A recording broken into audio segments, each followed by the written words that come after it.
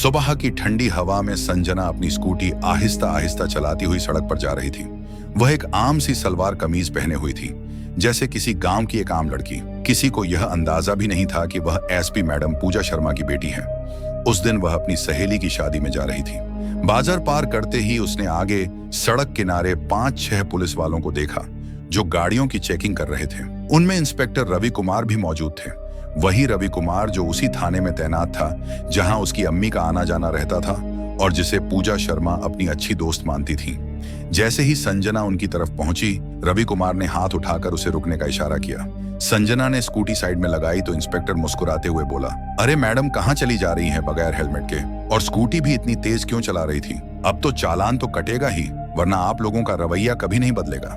संजना ने अग्गी से जवाब दिया, सर माफ कीजिएगा, मैं जल्दी में थी इसलिए हेलमेट लेना भूल गई। पास ही एक शादी में जा रही हूँ, छोड़ दीजिए ना। और मैंने स्कूटी तेज नहीं चलाई, सिर्फ 30 की स्पीड पर थी। लेकिन इंस्पेक्टर रवि कुमार भड़क उठा, तो हमें सिखाएगी कि कानून क्या होता है?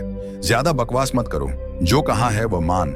बदतमीज लड़की ज्यादा अकड़ दिखा रही है। इतना कहकर उसने गुस्से में संजना के गाल पर एक जोरदार तमाचा जड़ दिया। उसे अब तक नहीं पता था कि यह कोई आम लड़की नहीं बल्कि एसपी पूजा शर्मा की बेटी है।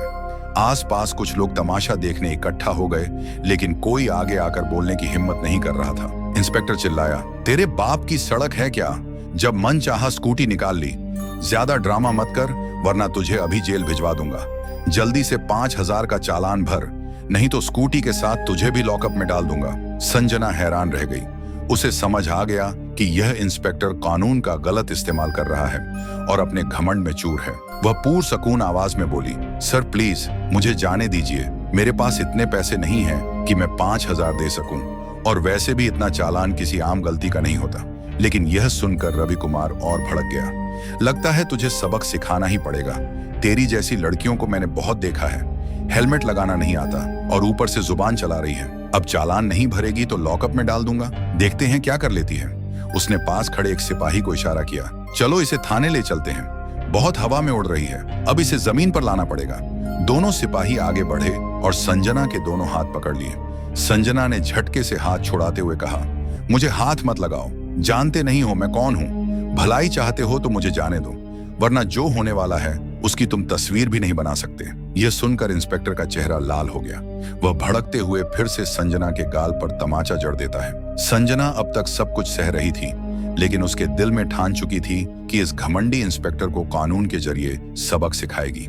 आसपास खड़े लोग तमाशा देख रहे थे, लेकिन कोई आगे बढ़कर मदद नहीं कर रहा था। तमाचा खाने के बाद संजना थोड़ा लड़खड़ाई, मगर खुद को संभाल लिया। वह मजबूत आवाज में बोली, आप बिना वजह एक लड़की पर हाथ उठा रहे हैं, इसकी सजा आपको जरूर मिलेगी, बाद में बहुत पछताओगे। अब भी वक्त है, संभल जाओ। लेकिन रवि कुमार और भड़क गया, बहुत जुबान चल रही है, ले चलो इसे।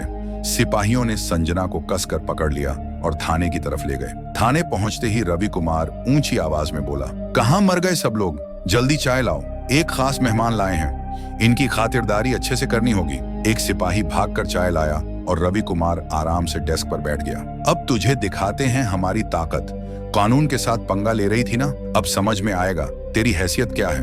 उसने बिना वजह संजना के खिलाफ झूठी रिपोर्ट दर्ज की और बोला, देख लिया, रिपोर्ट तैयार है, अब अंदर डालो इसे, इसका सारा रवैया निकाल देंगे। थोड़ी ही देर में संजना को एक गंदे अंधेरे लॉकअप में डाल दिया गया, जहां बड़े बड़े मच्छर भनभना रहे थे और बदबू से सांस लेना मुश्किल था। वक्त आहिस्ता आहिस्ता गुजर रहा था कि अचानक थाने का दरवाजा खुला। अंदर एसएचओ देवेंद्र सिंह आए। नजर लॉकअप में खड़ी संजना पर पड़ी। उन्होंने रवि कुमार से पूछा, क्या मामला है, इसे लॉकअप में क्यों डाला? रवि कुमार ने बेझिझक कहा, सर ये लड़की बगैर हेलमेट स्कूटी चला रही थी और तेज भी चला रही थी। रोकने पर बदतमीजी करने लगी, इसलिए मजा छकाने लाए हैं। देवेंद्र सिंह हंसते हुए बोले, अच्छा किया, इन लोगों का रवैया बहुत होता है, कानून के आगे खुद को बहुत बड़ा समझते हैं। उन्होंने असल वजह जानने की कोशिश भी नहीं की और संजना को हिकारत भरी नजरों से देखा।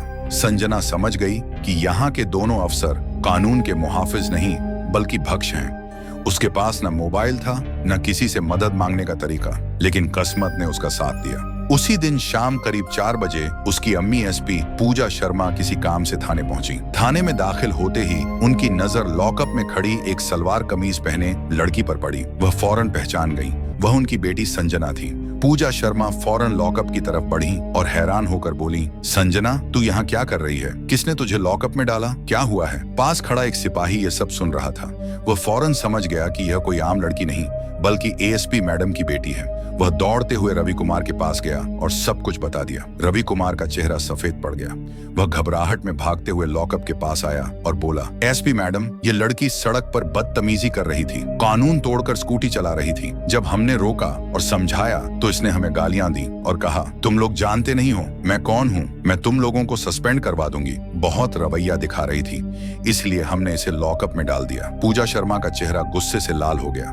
यह मेरी बेटी है और आपने जो किया है वह बिल्कुल गलत है। यह सुनते ही रवि कुमार के हाथ पांव कांपने लगे। वह फौरन हाथ जोड़कर बोला, मैडम, यह आपकी बेटी है? मुझे नहीं पता था, माफ कर दीजिए, आगे से ऐसा नहीं होगा। मैंने समझा यह कोई गांव की आम लड़की है, इसलिए गिरफ्तार कर लिया। चलिए, मैं अभी लॉकअप खोल देता हूँ और इसे छोड़ देता हूँ। लेकिन पूजा शर्मा ने सख्त आवाज में कहा, लॉकअप खोलने की जरूरत नहीं है, अब जो करना है मैं करूंगी। आपने जो किया है वह कानून और इंसानियत दोनों के खिलाफ है। उन्होंने तेज आवाज में पूछा, एसएचओ देवेंद्र सिंह कहाँ हैं? तभी देवेंद्र सिंह पास आकर खड़े हो गए। जी बोलिए मैडम, पूजा शर्मा ने उनकी आंखों में देखते हुए कहा, आप लोगों ने मेरी बेटी को लॉकअप में क्यों डाला? पास खड़े एक सिपाही ने जल्दी से ताला खोला और संजना को बाहर निकाला। संजना बाहर आते ही अपनी अम्मी के पास गई और पूरे वाकये की कहानी सुन दी। सड़क पर रोकना, बिना वजह चालान की धमकी देना, तमाचा मारना और बदतमीजी करना। पूजा शर्मा सब सुनकर समझ गई कि रवि कुमार और देवेंद्र सिंह दोनों ने अपनी वर्दी और ओहदे का गलत इस्तेमाल किया है। उनके अंदर की अफसर और माँ दोनों गुस्से से भर उठी। उन्होंने दिल ही दिल में ठान ली, इन दोनों को उनकी असली जगह दिखानी पड़ेगी। बिना वजह मेरी बेटी पर हाथ उठाया, वह भी दो बार, और कानून की धज्जियां उड़ाई। अब इन्हें सजा दिलानी ही पड़ेगी। सख्त आवाज में उन्होंने कहा, अब आप लोग बच नहीं सकते। आपने कानून का गलत इस्तेमाल किया है और एक लड़की पर हाथ उठाया है। मैं आपको सस्पेंड करवा कर रहूंगी। इसके बाद उन्होंने फौरन अपने मोबाइल से डीएम साहब को कॉल की और पूरे वाकये की जानकारी दी। थाने का माहौल अचानक खामोशी में बदल गया। हर पुलिस वाले को महसूस हो रहा था कि अब इस मामले में कोई भी बच नहीं पाएगा।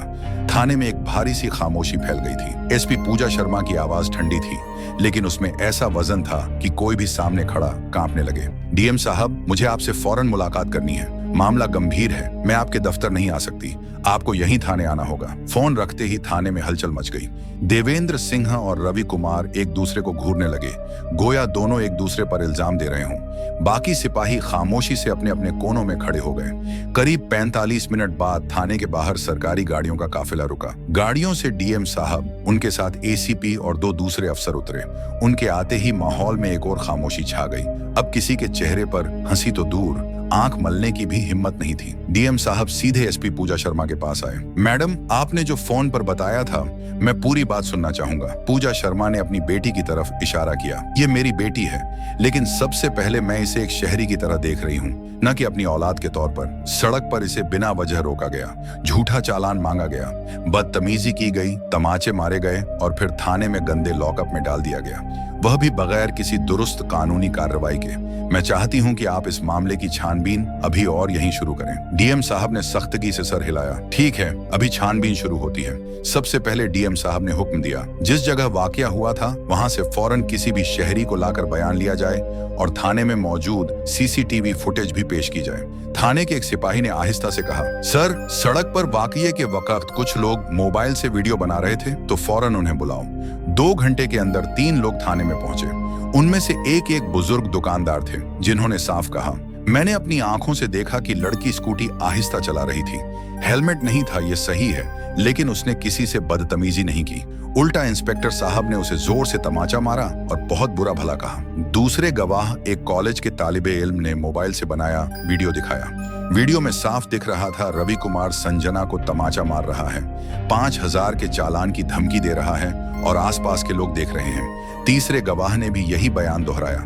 डीएम साहब ने रवि कुमार की तरफ देखा। आपने गिरफ्तारी की क्या वजह दर्ज की? रवि कुमार पसीना पोंछते हुए बोला, सर, उसने हमें गालियां दी और धमकाया। डीएम ने फौरन बीच में टोक दिया, और यह इल्जाम साबित करने के लिए आपके पास क्या सबूत है? रवि कुमार खामोश हो गया। अब थाने की सीसीटीवी फुटेज की बारी थी। फुटेज में दिखा संजना को बगैर किसी पूछताछ के सीधे लॉकअप में डाला जा रहा है। रवि कुमार और देवेंद्र सिंह दोनों मिलकर हंसते हुए बातें कर रहे हैं और किसी कस्म करीब 3 घंटे की पूछताछ, गवाहों के बयान और सबूतों की जांच के बाद डीएम साहब ने अपना फैसला सुनाया। इंस्पेक्टर मोहन सिंह और एसएओ रवि सिंह दोनों को तत्काल प्रभाव से सस्पेंड किया जाता है। इनके खिलाफ विभागीय जांच और आईपीसी की धाराओं 323 मारपीट, 440 गैरकानूनी तरीके से रोकना और 166 कानून के खिलाफ कार्रवाई के तहत केस दर्ज किया जाएगा। थाने में मौजूद सभी पुलिस वालों ने पहली बार देखा कि वर्दी पहनने वाले भी कानून के सामने झुक सकते हैं। मोहन सिंह और रवि सिंह के चेहरे उतर गए और वे सिर झुकाए खामोश खड़े रह गए। डीएम साहब ने जाते जाते कहा, यह मामला पूरे जिले के लिए एक मिसाल बनेगा कि कानून सबके लिए बराबर है, चाहे वह पुलिस वाला हो या आम नागरिक। उस दिन के बाद उस थाने में हर पुलिस वाले के व्यवहार में बदलाव देखा गया। कोई भी बिना वजह चालान काटने या धमकी देने की हिम्मत नहीं करता था, क्योंकि सबने देख लिया था कि कानून का आईना सबको एक जैसा दिखाता है। दोस्तों, अगर आपको यह वीडियो पसंद आया हो तो कृपया इसे एक लाइक दें और अधिक से अधिक लोगों तक शेयर करें। साथ ही हमारे चैनल सब्सक्राइब करना बिल्कुल ना भूलें, क्योंकि यहां आपको मिलती है ज्ञानवर्धक और सच्ची घटनाओं पर आधारित कहानियां।